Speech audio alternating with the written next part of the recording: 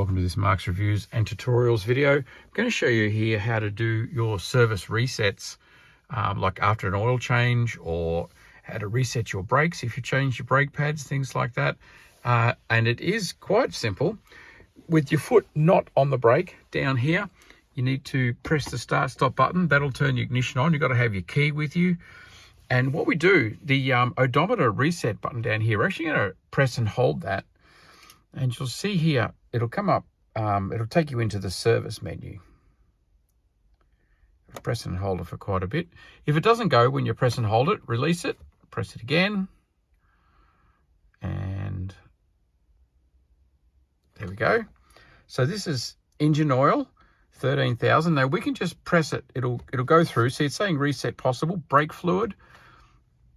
Front brakes, you can reset. This is the one that I want to change because these have been fixed. So reset possible.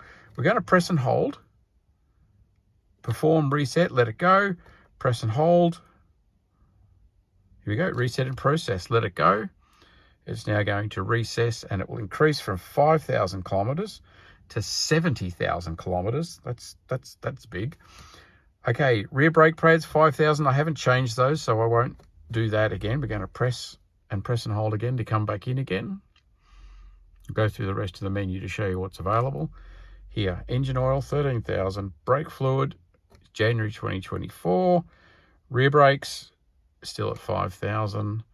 Vehicle check.